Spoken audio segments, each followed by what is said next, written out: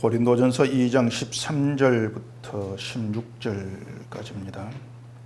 우리가 이것을 말하거니와 사람의 지혜가 가르친 말로 아니하고 오직 성령께서 가르치신 것으로 하니 영적인 일은 영적인 것으로 분별하느니라. 육에 속한 사람은 하나님의 성령의 일들을 받지 아니하나니 이는 그것들이 그에게는 어리석게 보임이요 또 그는 그것들을 알 수도 없나니 그러한 일은 영적으로 분별되기 때문이라. 신령한 자는 모든 것을 판단하나 자기는 아무에게도 판단을 받지 아니하느니라. 누가 주의 마음을 알아서 주를 가르치겠느냐. 그러나 우리가 그리스도의 마음을 가졌느니라. 아멘. 기도하겠습니다. 아버지 하나님, 이 시간 저희를 이 자리에 또 모으셔서 말씀 앞에 서게 하심을 감사합니다. 주의 말씀을 들으면서 우리 여호와 하나님 아버지가 누구시며 우리에게 함께 하시면서 무슨 일을 어떻게 이루어 가시는가를 말씀 안에서 또 깨달아 알기를 원합니다. 우리 하나님이 나에게 함께 하시고 나의 모든 걸 주관하심을 굳건히 믿게 되어짐으로 인해서 이 세상에서의 사는 게 내 홀로 가는 것이 아니라 하나님의 능력에 붙들려 가고 있음을 알게 하시고 이 모든 것이 저희로 하여금 주님의 영광을 높이고 감사하는 그러한 증인의 길로 가는 힘으로 능력으로 나타나도록 도와주시옵소서. 예수님 이름으로 기도합니다. 아멘. 14절에서 그 사도 바울이 육에 속한 사람 이런 말을 하고 있습니다. 육에 속한 사람이 있다는 것은 또 영에 속한 사람이 있다, 이러한 뜻도 되겠죠. 이것은 그 성경의 사람을 육에 속한 자와 영에 속한 자 이렇게 둘로 나눈다, 그런 의미가 되기도 합니다. 이렇게 사람을 육에 속한 사람하고 영에 속한 사람으로 나눌 때에 일단 우리가 이제 알고 있는 게 뭐냐면은 육에 속한 사람은 성령 받지 못한 사람이고 따라서 구원받을 수 없는 사람이다. 우리 그렇게 이제 알고 있습니다. 다른 말로 말하면 예수와 상관없는 사람, 이들을 가리켜서 육에 속한 사람이라고 한다. 그렇게 우리가 알고 있죠. 이제 반대로 영에 속한 사람이라고 하는 건 성령 받은 자, 일단 우리는 그렇게 알고 있고 또 당연히 구원받을 자다, 이런 답을 갖고 있는 겁니다. 그렇기 때문에 만약 누군가가 나에게 당신은 육에 속한 사람이다 이렇게 얘기하면 기분 나쁘죠. 당신 육에 속한 사람이란 말은 결국은 넌 성령 받지 못했고 넌 구원받지 못할 사람이다, 이러한 뜻으로 들리기 때문에 자연히 기분 나빠지고 불쾌해질 수밖에 없는 겁니다. 자, 그럼 여러분께 이제 설문조사를 한다고 합시다. 물음이 당신은 육에 속한 사람인가 영에 속한 사람인가, 이 물음이에요. 뭐라고 답하겠습니까? 늘 말씀을 드린 것처럼 우리는 이제 그런 문제에 봉착하면은 약해져요, 우리 스스로가. 그러한 어떤 물음을 대하는 순간 갑자기 나의 신앙에 대한 확신이 사라지면서 그런데 내가 어디에 속해 있는가, 이러한 문제가 고민으로 다가오기 십상입니다. 일단 제가 답을 드린다면은요, 나는 어디에 속했는가, 난 육에 속한 사람인가 영에 속한 사람인가, 이런 식으로 자기를 확인하려고 하게 되면은 내 스스로도 답을 못 찾습니다. 답 못 찾아요. 못 찾고 결국은 헤매게 돼요. 14절 보십시다. 육에 속한 사람은 하나님의 성령의 일들을 받지 아니하나니 이는 그것들이 그에게는 어리석게 보임이요 또 그는 그것들을 알 수도 없나니 그러한 일은 영적으로 분별되기 때문이라. 자, 바울이 고린도 교회를 향해서 하고 있는 말입니다. 육에 속한 사람은 하나님의 성령의 일들을 받지 아니했다, 이렇게 이제 얘기하고 있는데, 간단히 말해서 육에 속한 사람은 하나님의 성령을 받지 아니했어, 이런 의미가 되어지겠죠. 하나님의 성령을 받지 않았기 때문에 성령 일에 대해서도 알지를 못한다, 그런 뜻이 된단 말입니다. 지금 바울이 이런 말을 하고 있는 이유가 고린도 교회가 하도 문제가 많으니까 너희 그렇게 하면 너희는 성령 받지 못한 육에 속한 사람이야. 이런 식으로 책망을 줘서 자극을 주고 자 그렇게 해서 뭔가 문제된 행동들을 고치고 그래서 뭔가 바른 교회로 되어가고 이런 의도를 가지고 지금 뭐 자극을 주는 그런 의미의 말은 지금 아닌 겁니다. 다시 말하지만 사도 바울은 고린도 교회를 시작부터 뭐라고 합니까? 하나님의 교회라고 했고 거룩한 성도 이렇게 지칭을 하고 지금 시작을 하고 있는 거예요. 예수 안에서 거룩해진 하나님의 성도 백성 이렇게 부르고 이제 시작을 한단 말입니다. 이렇게 앞에서는 거룩한 성도로 지칭을 했는데 뒤에서 왜 육에 속한 사람이 이 말을 하고 있냐는 얘기죠. 뭔가 지금 왔다 갔다 하지 않습니까? 이렇게 보십시다. 여러분을 가리켜서 영에 속한 자, 거룩한 성도, 신령한 사람 이렇게 호칭할 때에 여러분은 내가 그 호칭과 어울린다고 생각하십니까? 나는 거룩한 사람, 신령한 사람, 뭐 영에 속한 사람 나는 그런 호칭과 참 어울린다 그런 생각이 드냐고 하는 거죠. 근데 그 영에 속한 사람, 뭐 신령한 사람, 거룩한 성도 이 말은요 제가 지어낸 게 아니고 성경이 신자들을 가리켜는 말이에요. 가리켜 하고 있단 말입니다. 그 15절에서도 신령한 자 이런 말이 나오지 않습니까? 신령한 자. 근데 사실적으로 본다면 이제 그런 말들이 실감이 안 되는 거예요. 영에 속겠다, 신령한 사람이다, 거룩한 성 이런 말이 실감이 안 돼요. 그럼 이유가 뭐겠냐고 하는 거죠. 성경은 그렇게 선언하고 있는데 나는 실감이 안 된다. 이유가 뭘까? 그러니까 대개 보면 그렇습니다. 영에 속한 자 이렇게 말한다면은 그러면 너에게서 영에 속한 자의 모습이 나와져야지 이런 생각이 있는 거예요. 신령한 자 이렇게 말하면 그러면 너에게서 나에게서 신령한 자의 모습이 나와져야지. 거룩한 성도 그러면 그래 나에게서 거룩한 성도의 모습이 나와져야지. 늘 그런 생각을 우리가 굴리고 있다는 얘기죠. 근데 아무리 뜯어봐도 이리 뜯고 저리 뜯어봐도 그런 모습이 안 나와요. 찾아봐도 없지 않습니까?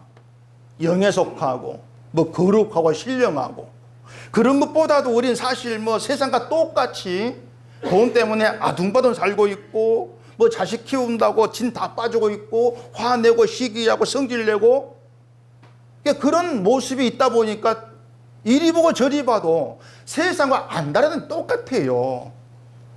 그게 우리 실체거든요. 그렇기 때문에 자기를 보면서 아니 이런 나를 영에 속했다고 할 수가 있는가? 야, 이런 말은 나가 안 어울려. 내가 거룩한 성도를 할 수가 있는가? 이렇게 자기 스스로 나의 존재를 인정하지 않으려고 했단 말입니다. 내 스스로 나를 인정하지 않으려고 해요. 이게 이제 신앙인들에게는 대개 고민과 갈등입니다. 아마 여러분께도 그런 고민과 갈등이 없습니까? 없다면 이유는 둘 중에 하나입니다. 하나는 누가 봐도 거룩하고 영에 속하고 신령한 대로 살고 있기 때문에 고민이 없는 것이고, 근데 그건 아니겠죠. 누가 그러겠습니까? 두 번째는 아예 그런 문제에 관심 없습니다. 그겁니다. 그건 두 번째가 다 할 거예요. 나는 그런 문제 관심 없습니다. 애 키우는 것도 바빠 죽겠는데 뭐 내 신앙 고민합니까? 아마 그런 요소가 다분하다. 저는 그렇게 생각을 합니다. 여러분 무시해서가 아니고 그게 다 일반적인 사람의 습성이고 모습이니까. 자, 그러면 또 이런 생각이 날지도 모르겠죠. 나는 신앙 문제 관심이 없다.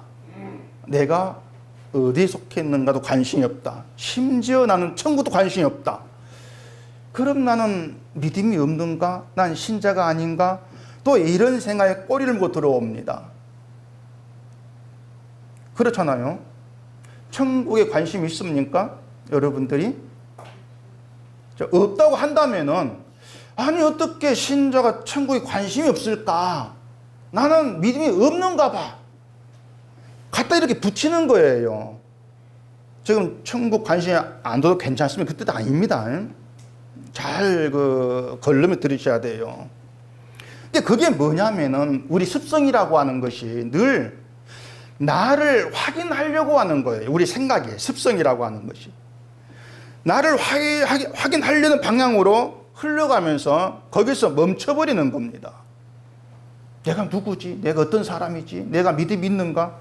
그런 게 선악과를 먹은 인간에게 드러난 습성이고 누구도 이 습성에서 벗어날 수가 없어요.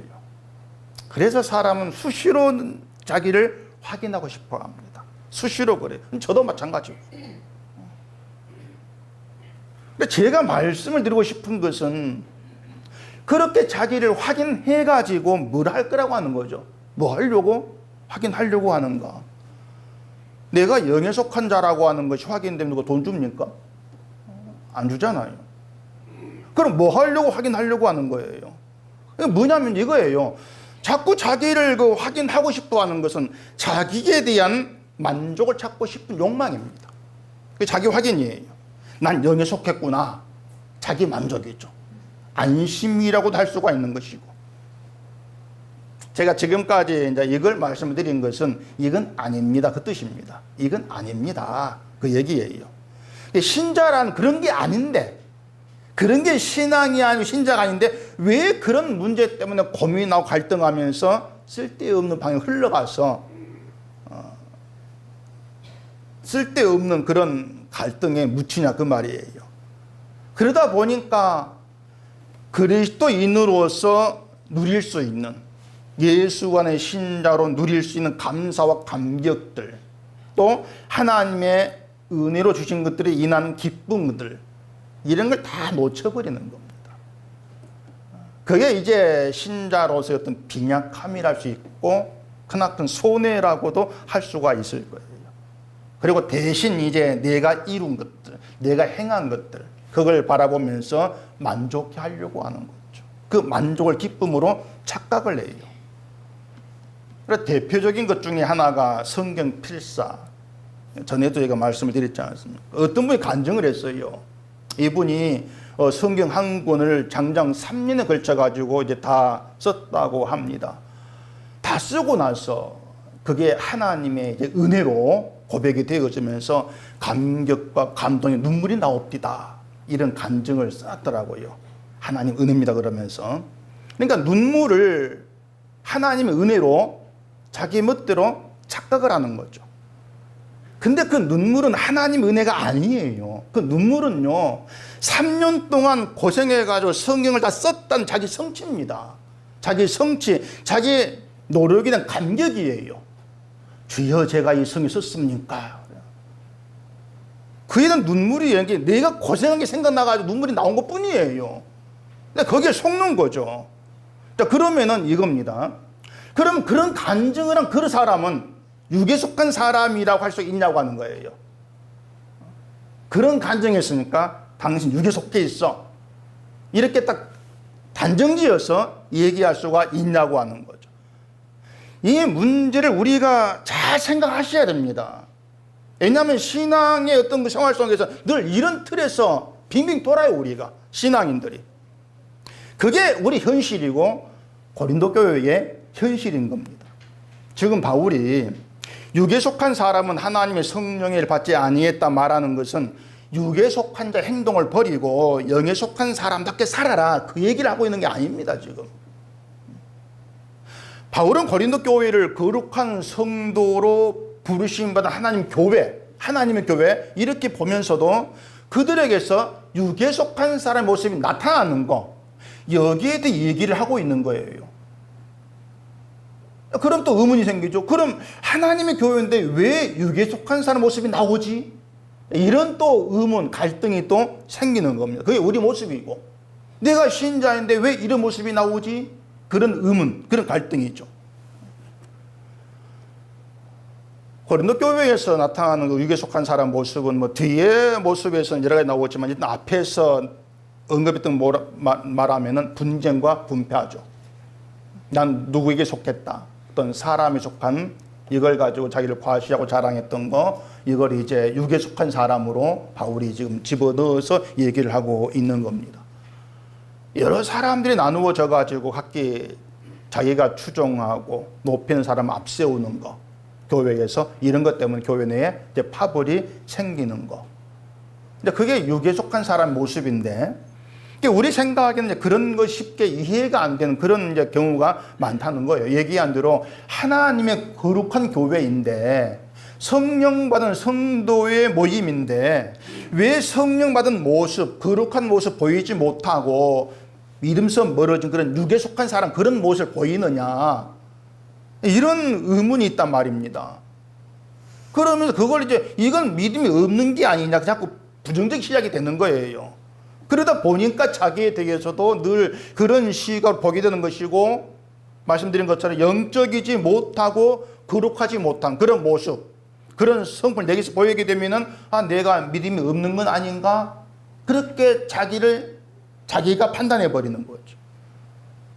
그게 뭐냐면은 내가 나를 판단하면서 나와 싸우는 거예요. 내가 싸움 대상이 돼버리는 거예요. 그게 무슨 말인가 하면, 자기 행함을 가지고 나를 판단하고 내가 믿음이 없는 건 아닌가, 이렇게 이제 생각하는 것이, 우리를 부르시고 믿음을 선물로 주시고 예수를 알게 하신 그 믿음 있는 나와 싸우는 그런 결과가 되어진다는 것입니다. 들으시면 좀 복잡하다 생각이 좀 들지 모르겠는데, 그만큼 신앙이 단순치가 않습니다. 신앙이라고 한 단순치가 않아요. 단순치가 않다는 것은 신앙 우리의 생각대로 흘러가는 것이 아니란 뜻입니다. 여러분 생각대로 신앙생활가 흘러가고 이루어지고 절대 아니에요. 우리의 생각과 전혀 다른 게 신앙세계입니다. 너무너무 달라요, 본질적으로. 그래서 우리에게는 기존 생각대로 신앙생활 하려고 하게 되어지면은요, 늘 반드시 벽에 부딪힙니다. 그러면서 혼란이 오죠. 그게 고린도 교회의 문제라는 겁니다. 이 고린도 교회 문제를 우리의 기존의 생각 가지고 이제 접근하게 되어지면은 한 발짝도 못 가서 벽에 부딪혀 버린다는 얘기예요. 이 고린도 교회 문제가. 그게 뭐냐, 얘기한 대로 육에 속한 사람, 그 때문에 그래요. 왜 바울이 하나님의 교회라 해놓고 또 육에 속한 사람을 얘기하느냐? 안 맞지 않느냐? 육에 속한 성령 안 받은 것인데 왜 그렇게 얘기하지? 부딪혀버리는 것이죠. 그게 이제 혼란이 자꾸 되는 것인데, 얘기한 대로 바울은 지금 고린도 교회가 어디에 속해 있느냐, 그걸 따지는 게 아니에요. 그건 여러분 따질 필요가 없는 거예요. 바울의 말대로 고린도 교회는 성령 받은 하나님의 교회입니다. 고린도 교회는. 근데 정작 고린도 교회는 이 성령 받았다고 하는 것을 육의 기준을 가지고 판단을 하더라는 거예요. 교회가. 대표적인 것 중에 하나가 은사입니다. 은사를 성령 받은 기준으로 세워놓고 어떤 은사를 받았지, 이걸 가지고 성령 받은 걸 또 저울질하고 있다는 얘기예요, 고린도 교회가. 그게 육에 속한 자의 모습이라고 하는 겁니다. 그러니까 의문이 뭐냐면은, 성령 받은 거룩한 성도 하나님의 교회인데 왜 육에 속한 자의 모습이 나옵니까? 그게 안 나와야 되는데, 이 생각이 있기 때문에 그게 의문이 되는 거예요. 그 생각이 잘못된 거란 얘기입니다. 거룩한 성도라면은 육에 속한 사람의 모습이 안 나와야 되지, 그 생각이 잘못된 거예요. 근데 그걸 우린 자꾸 옳은 생각으로 여기기 때문에 내 문제에도 부딪힐 수밖에 없게 되는 것이죠. 그게 이제 고민으로 자꾸 남게 되어지는 것이고, 신자라면은 이런 행동을 하지를 않아야 한다는 이거, 성령 받았다면은 이렇게 하면 안 되는 그 기준들, 그런 생각을 우리 잘 이해하고 있는 거예요. 그게 갈등과 혼란의 요소가 된단 말입니다. 그렇기 때문에 신자지 못한 말이나 행동을 하게 되면 스스로 자아 비판을 하죠. 내가 신자가 아닌가 봐, 이런 식으로.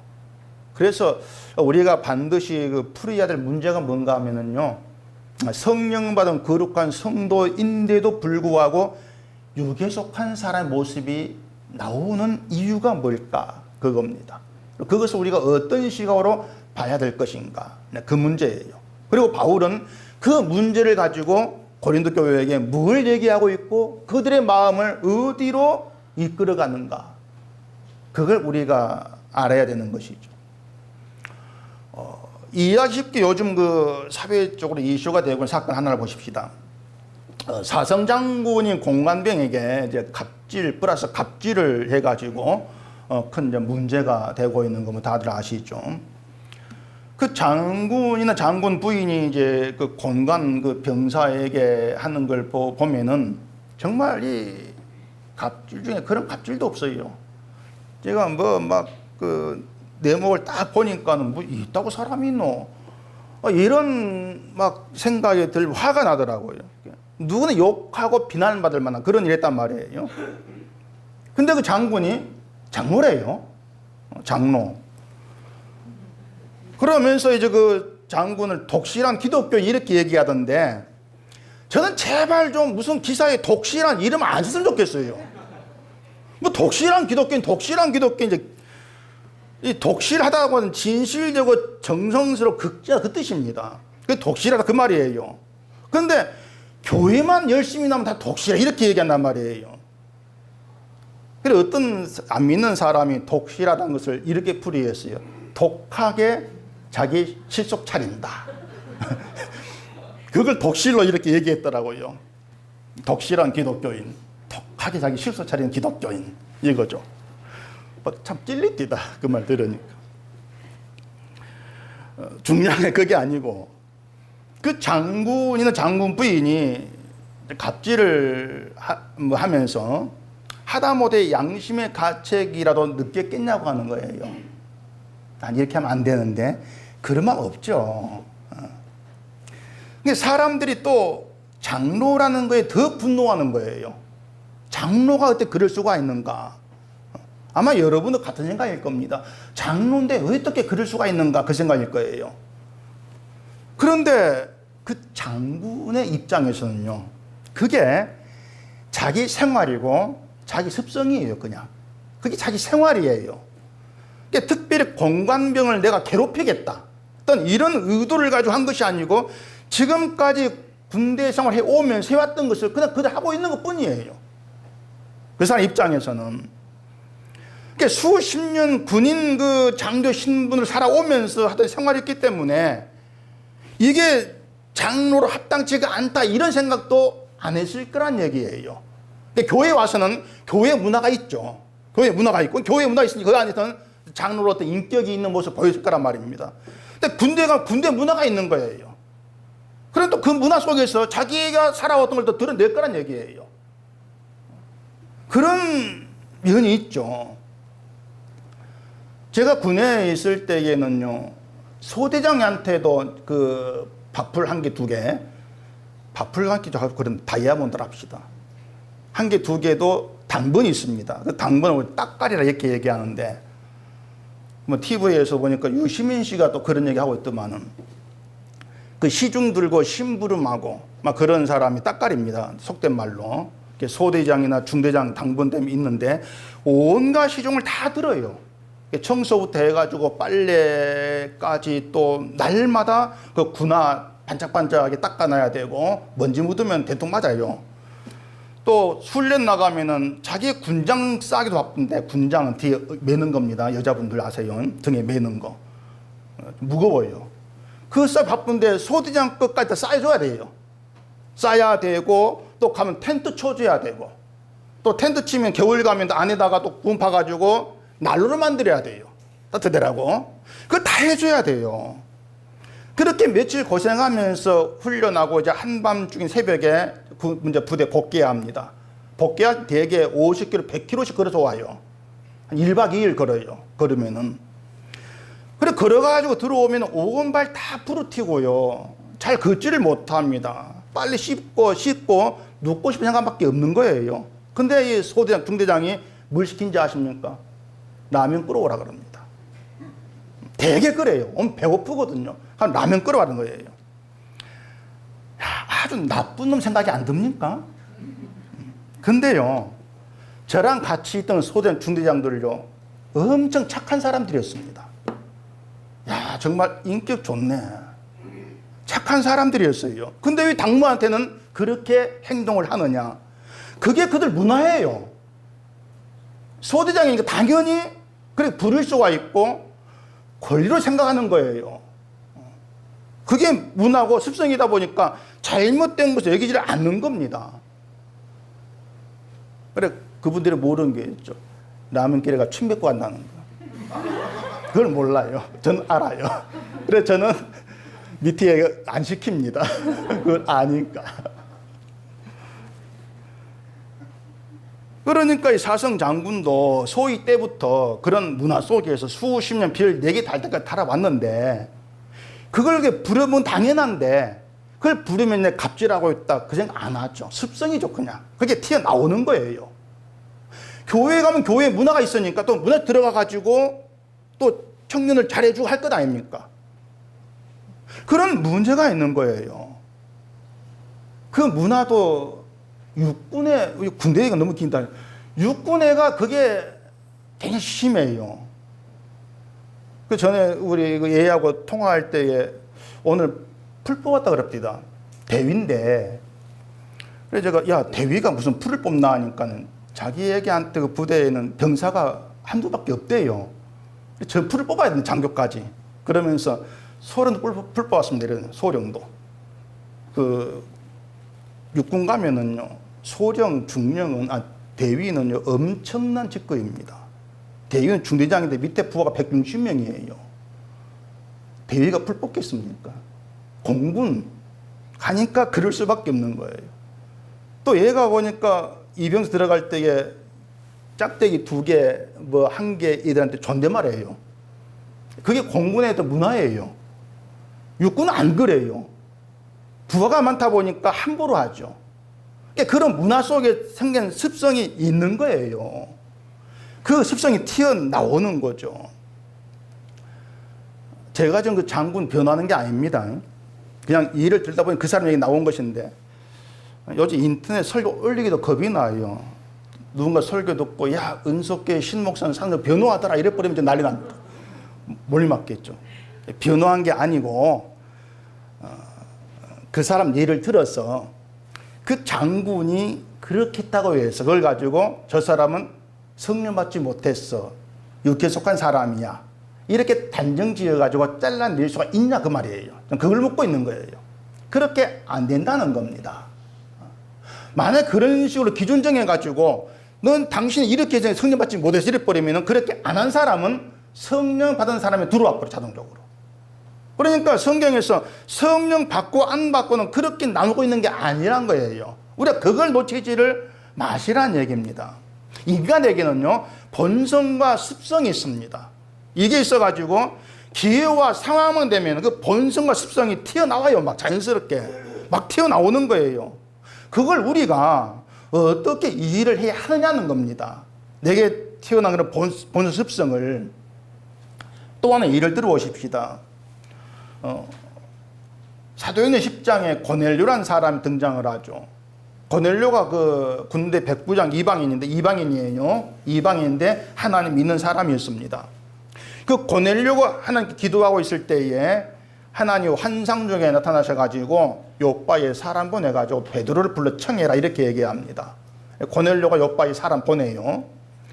다음날 고넬료가 보낸 사람들이 성에 가까이 왔을 때 이번에 성에 있는 베드로에게 하나님이 환상을 보게 합니다. 뭔지 알죠?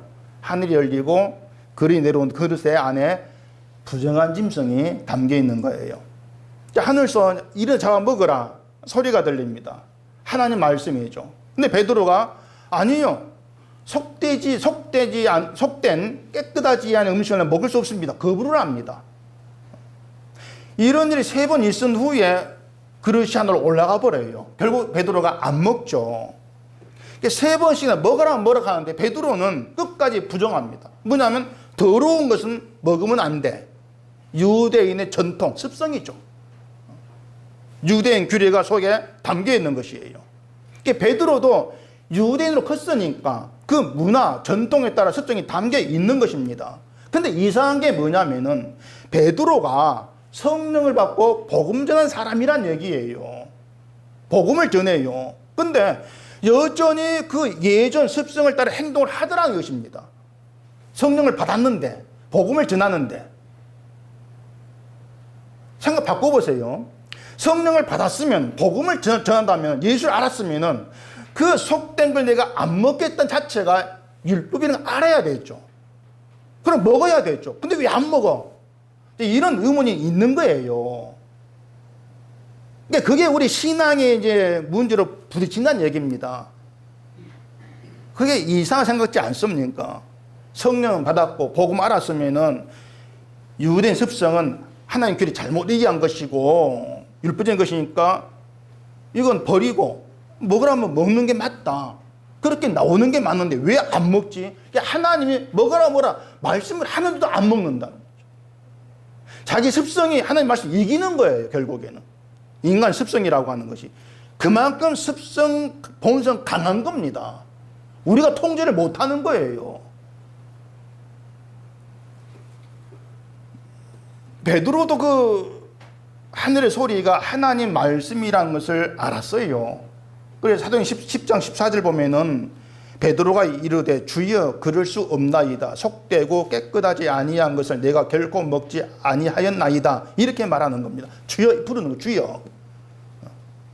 두 번째는 하나님 친절하게 설명을 해줍니다. 하나님께서 깨끗하게 하신 것을 네가 속되하지 마. 설명을 해요. 하나님이 깨끗하다고 했다. 깨끗한 거야. 설명을 하는데도 못 먹겠습니다. 내가 직접 습성을 못 부리겠습니다. 고집하는 거죠.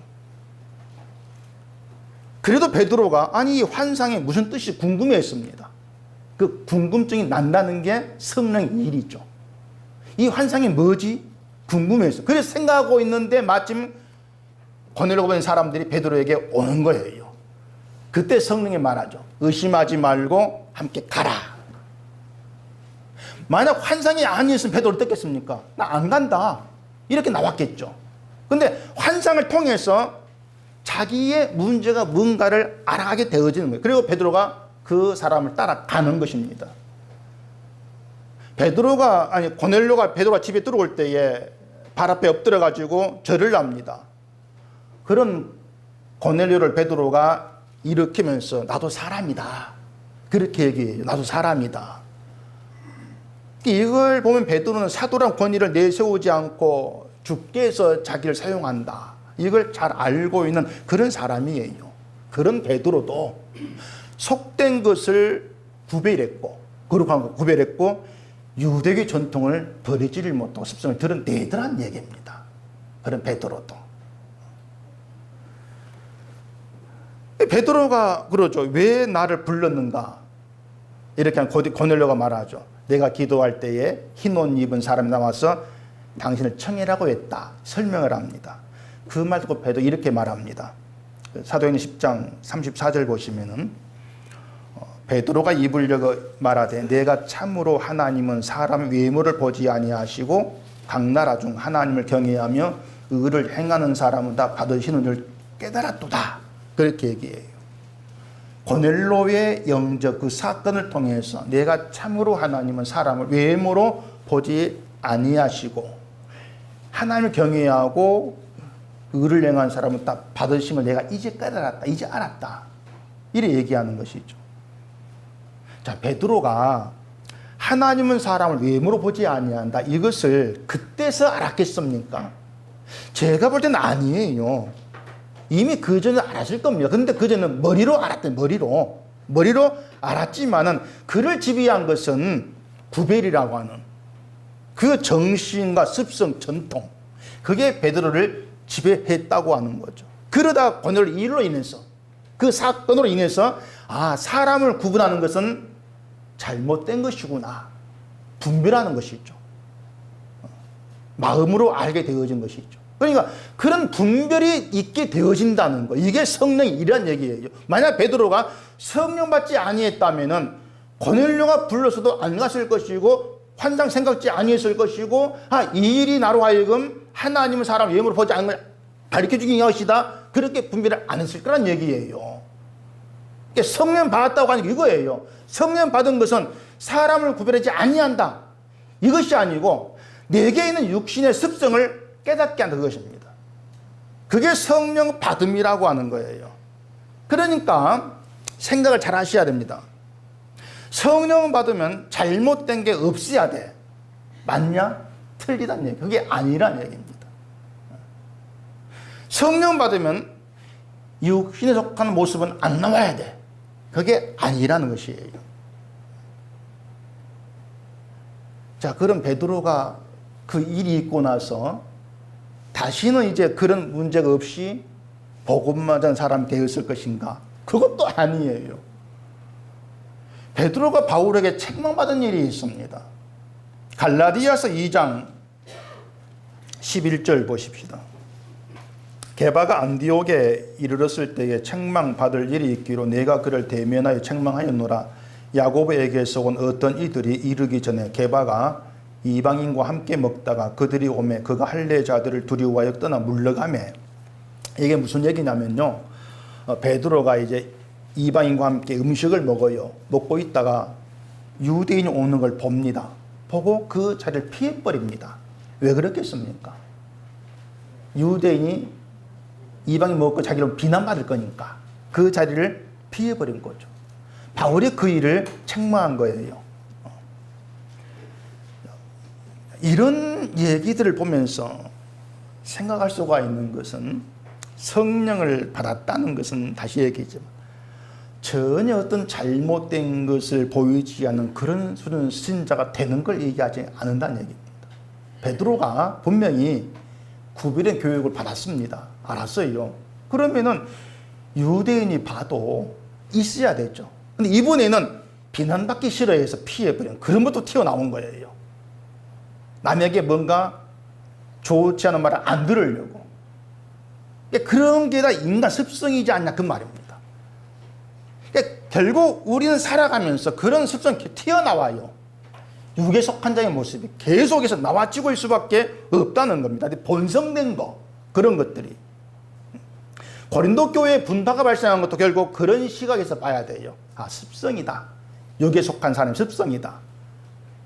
자, 그럼 바울은 이 문제를 어떻게 풀어가느냐, 이게 이제 우리가 알아야 될 문제입니다. 이 문제 어떤 시각에서 봐야 되느냐, 중요한 거예요. 일단 아셔야 될 것은 성령을 받았는가 받지 아니했는가, 이 문제를 이제 은사를 받았는가 행동이 달라지는가, 이게 기준이 아니라 그랬습니다.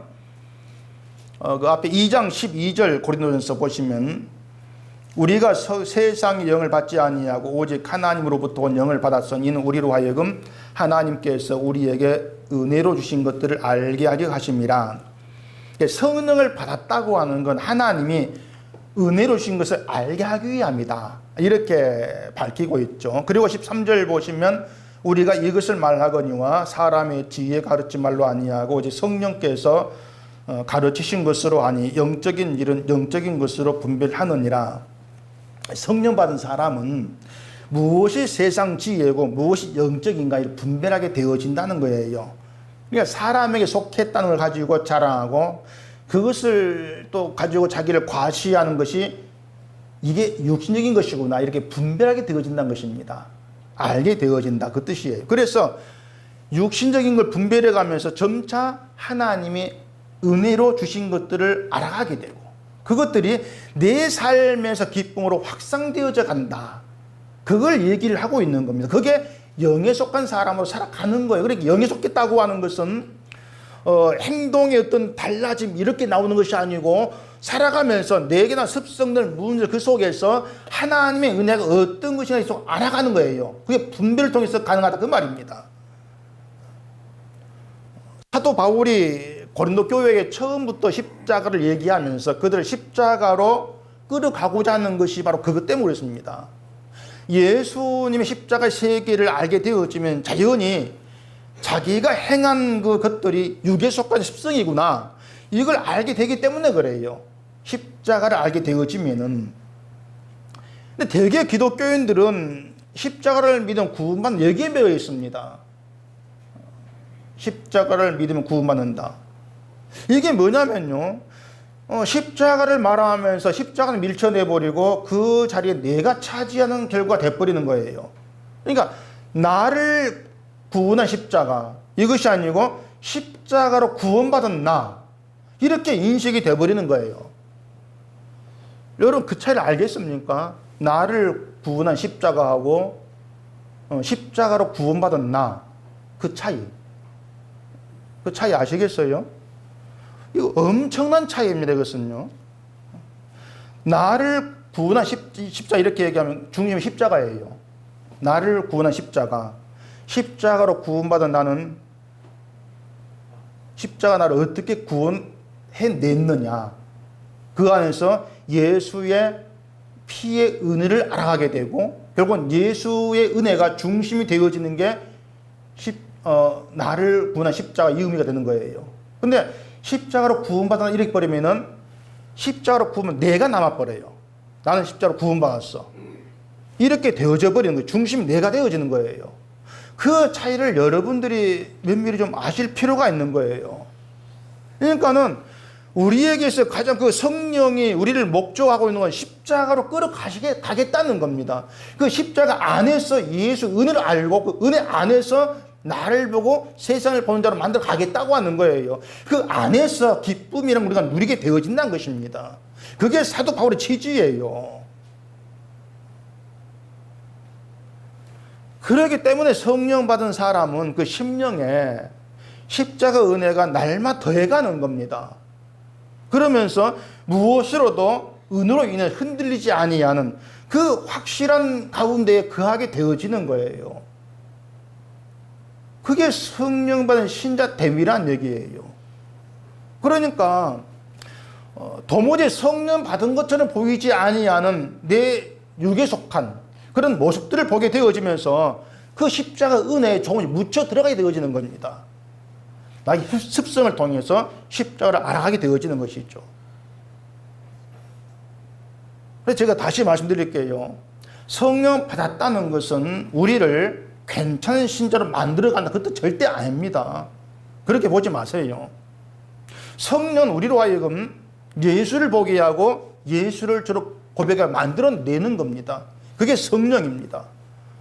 여전히 내게 있는 육에 속한 그 습성에서 나오는 그 실망적인 그런 모습들을 포기하면서 십자가에 피 흘려 죽으신 예수께로 데려가는 것이죠. 그 속에 분별이 필요한 거예요. 아, 이건 아니구나. 그 분별이 있는 것이죠. 그게 아님을 알 때에 그런 나를 어디로 끌어가는가? 십자가밖에 없다. 왜? 그 피가 날 용서하니까. 결국은 예수의 피를 고백하는 그런 자리, 우리를 붙들어 놓으시는 것이 성령이에요. 그래, 한국교회가 잘못한 게 뭔가 하면 성령을 자꾸 신자에게 뭔가 능력을 주고 뭐 은사 베풀 괜찮은 사람 되게 하고 이렇게 일을 하게 만들어버렸기 때문에 자꾸 자기를 가지고 자기를 판단하려고 하는 그런 들에서 벗어나지를 못하는 거예요. 그러다 보니까 예수의 피로 되어진 신자됨, 기쁨, 감사 상실되는 것이죠. 탁을 놓쳐버리는 거예요. 뭔가 조금이라도 부정적인 모습이 있으면 신자 아닌가 봐. 그게 은혜를 놓치는 거지 않습니까? 그런 사람을 만들어버리고 있는 거예요. 여러분이 괜찮은 사람 되는 게 중요한 게 아닙니다. 또 괜찮은 될 수가 없는 거예요. 세상에 볼 때는 되겠죠. 근데 예수님 볼 때에는 괜찮은 사람 없습니다. 중요한 것은 그리스도가 계시고 그리스도가 십자가에 피 흘려 죽으신 그 피가 내 모든 죄를 용서했다. 그 사실 내게 와서 박히는 겁니다. 그게 중요한 겁니다. 16절 보십시다. 누가 주의 마음을 알아서 주를 가르치겠느냐? 그러나 우리가 그리스도의 마음을 가졌느니라. 주를 가르친다고 하는 것은 주에 대해서 주가 누구신가를 전하는 걸 얘기합니다. 뭐 예수를 가르친 게 아니고 주를 가르친다. 주에 대해서 전하고 가르칠 수 있는 사람은 주의 마음을 가져야 된다는 것이죠. 주의 마음을 가져서 주의 말을 알아야만이 주를 가르치지 않겠습니까?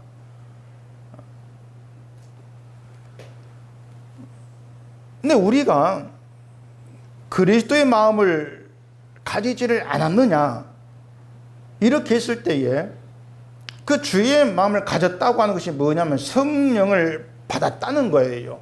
그러니까 성령을 주신 것은 우리로 하여금 예수의 마음을 알아서 예수를 가르치고 전하기 위함이라는 겁니다. 여러분으로 하여금. 때문에 성령은 우리로 하여금 예수님을 알도록 일하시는 거예요. 그게 성령이에요. 주를 알게 일하신다.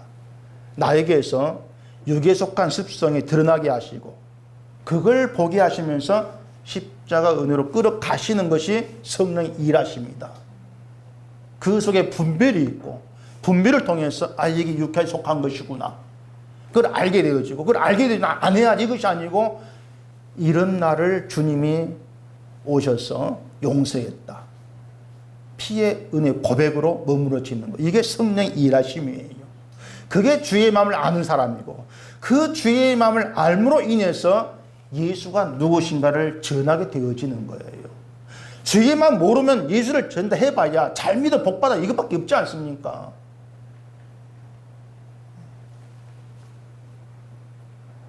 그래서 우리는 성령이 없이는 예수를 알 수가 없는 것이고, 그 말은 지금 우리가 예수를 알고 믿는 모든 것이 나의 실력과 무관한 것이다, 의미가 되어지는 거예요. 우리는 그렇게 무능한 그런 존재일 뿐이고, 모든 것이 주의 은혜로 되어졌음을 아는 거, 그게 영적인 일을 분별하는 겁니다.